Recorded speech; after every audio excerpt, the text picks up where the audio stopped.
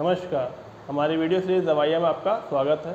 आज का जो हम लोग का मेडिसिन है वो आपको क्लॉक्सासिलिन है। अब तक हम लोग बहुत सारा ब्रॉड स्पेक्ट्रम एंटीबायोटिक देखे थे, लेकिन क्लॉक्सासिलिन आपको नैरो स्पेक्ट्रम एंटीबायोटिक है।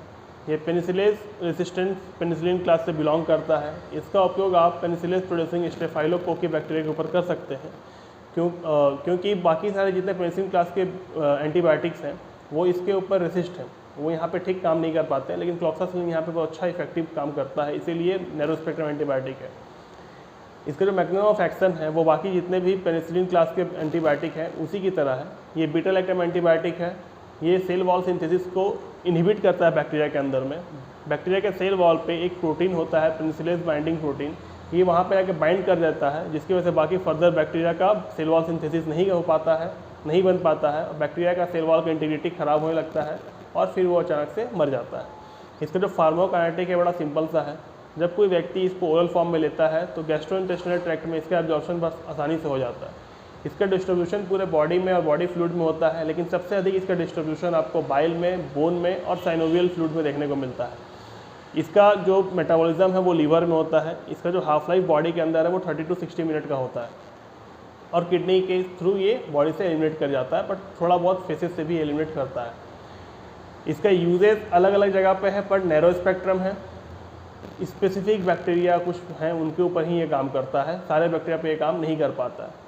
सबसे इसका पहला यूज़ आपको स्किन और स्किन इन्फेक्शन में देखने को मिलेगा, जैसे सेलुलाइटिस, एब्सेसिस, इम्पिटिगो। उसके अलावा इसको आप रेस्पिरेटरी ट्रैक्ट इन्फेक्शन में भी यूज़ कर सकते हैं, जैसे निमोनिया, ब्रोंचाइटिस, साइनोसाइटिस। इसके अलावा बोन इन्फेक्शन, जैसे कि आपको ऑस्टियोमाइलाइटिस, ये एक तरह का ऐसा बोन इन्फेक्शन है जिसमें जॉइंट्स में बैक्टीरियल इन्फेक्शन हो जाते हैं, खास करके आपको हैंड में, आर्म में और लेग्स के जॉइंट जो होते हैं वहाँ पे ये देखने को मिलता है।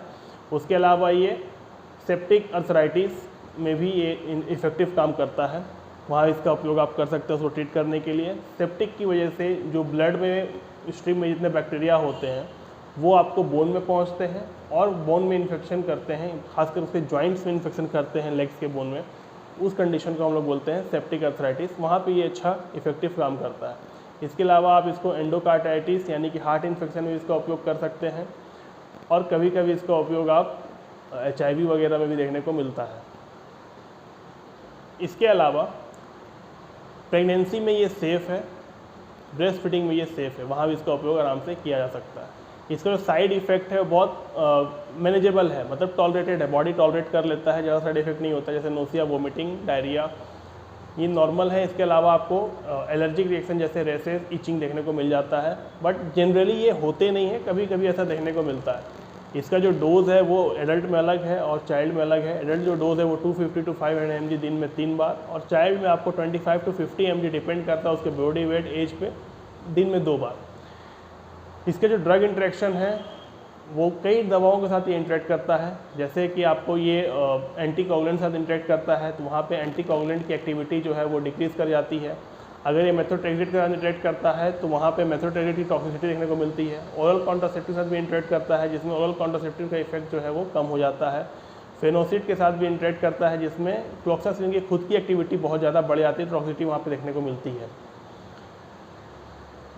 आज उम्मीद करते हैं कि आपको ये वीडियो पसंद आया होगा, इन्फॉर्मेटिव लगा होगा। अगले वीडियो में फिर मिलेंगे हम लोग, तब तक अपना ख्याल रखिए। जय हिंद।